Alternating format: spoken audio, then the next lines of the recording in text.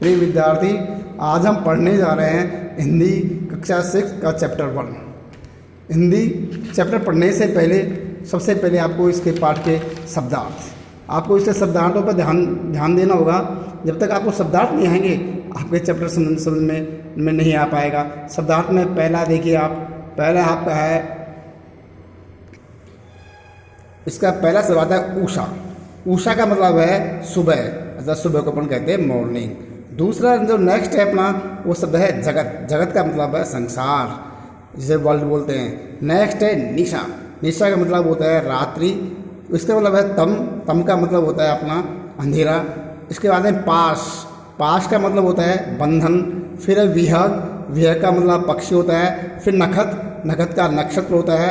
और फिर उसके बाद है प्राची अर्थात पूर्व दिशा होती है। इसके बाद में अरुण अर्थात लाल। प्रभा चमक, जिसे किरण बोलते हैं। और फिर क्षितिज, जहाँ आकाश और धरती दोनों एक ही स्थान पर मिलते हो उसे हम क्षितिज कहते हैं। अब शब्दार्थ के बाद में हम चैप्टर 1 जो कविता है इसको पढ़ते हैं। आपको ये जो कविता है इसका बार बार आपको इसकी रीडिंग करनी है, बार बार इस कविता को आपको आगे पढ़नी है। इस कविता का नाम है उषा आ रही है। इसके लेखक का नाम है त्रिलोचन। इस कविता का नाम है उषा आ रही है। इसके लेखक का नाम है त्रिलोचन। पाठ संदेश। इस कविता के माध्यम से कवि ये बताना चाहता है कि रात कितनी भी अंधेरी हो, अर्थात भोर की किरण आते ही, अर्थात भोर का प्रकाश आते ही वह सब कुछ अंधकार नष्ट हो जाता है। उसी प्रकार यदि मानव जीवन में चाहे कैसी भी कठिनाइयाँ क्यों नहीं पैदा हो, कितनी कठिनाइयाँ क्यों नहीं आए, लेकिन धैर्य और संकल्प उनके पर पाने पर उसका मार्ग प्रशस्त कर दिया था। धैर्य और संकल्प यदि हो तो कितनी कठिनाई क्यों नहीं है वो भी समाप्त हो जाती है, अर्थात फिनिश हो जाती है। उषा आ रही है। देख बेटा, उषा आ रही है, जगत जग चला है। उषा आ रही है, इससे हमारा सारा संसार है यह चलता है। अंधकार नष्ट होता है, प्रकाश होता है, कार्य चलता है। निशा धूल चली, इससे जो रात्रि है वो नष्ट हो जाती है और प्रकाश आता है। और सारी दृष्टि में हमारा जो अंधकार, तम अंधकार है वो चल जाता है और आकाश साफ हो जाता है। नई जिंदगी के सारे बंधन टूट जाते हैं और नई चीज़ें पैदा होती हैं, अर्थात कार्य शुरू होते हैं। इसमें उषा के आते ही विहग गा रहे हैं, विहग गाते हैं, अर्थात पक्षियों की आवाज़ आती है, सारा नक्षत्र चलता है, आकाश साफ होता है, अरुण भी लाल हो जाता है। नए स्वप्न की आँख में नए सपने आते हैं और प्रभा लहराती है, सभी को जगाती है, सभी को हंसाती है, सभी को खिलाती है, सभी को बुलाती है और नए भाव को बुदबुदाती है।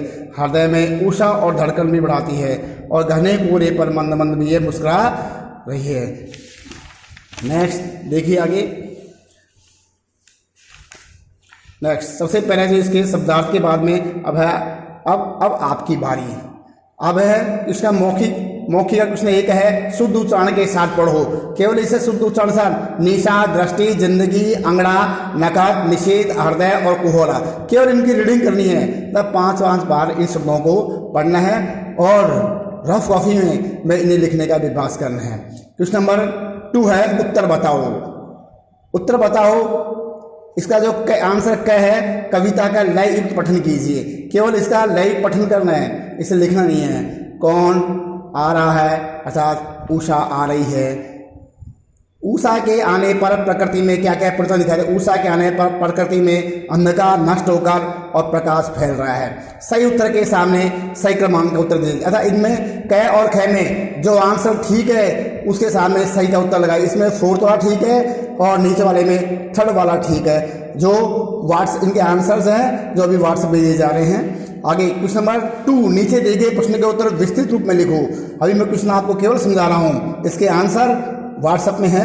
इसका क्वेश्चन नंबर 2 का पहला निशा धूल चली है, इससे कवि का तात्पर्य है। यह धूल चली से कवि का तात्पर्य है कि उषा के आते ही, सुबह होते ही रात्रि रूपी अंधकार नष्ट हो जाता है। घने कोहरे पर बंद मुस्कुरा रही है का भाव स्पष्ट कीजिए। अर्थात घने कोहरे पर मंद मुस्कुरा रही है, मंद मुस्कुरा रही है, इसका अर्थ है सुबह कहते हैं, अर्थात उषा की किरणें आते ही, प्रकाश फैलते ही, जैसे ही प्रकाश गिरता है तो ऐसा प्रतीत होता है जैसे प्रकृति है वो मंद मंद मुस्कुरा रही है। इस कविता से हमें क्या प्रेरणा मिलती है? इस कविता से हमें यह प्रेरणा मिलती है कि मानव जीवन में चाहे कितना भी कठिनाई क्यों नहीं आए, हमारे धैर्य और संकल्प यदि हमारे अंदर है तो उन कठिनाइयों को हम पार कर सकते हैं। कवि की मुख्य कृतियों के नाम लिखो। कवि की मुख्य जो कृतियाँ हैं वो है सबको जगाना, सबको हंसाना, सबको बढ़ाना, सबके हृदय में गुदगुदी करना और सबको कार्य की तरफ प्रेरित करना।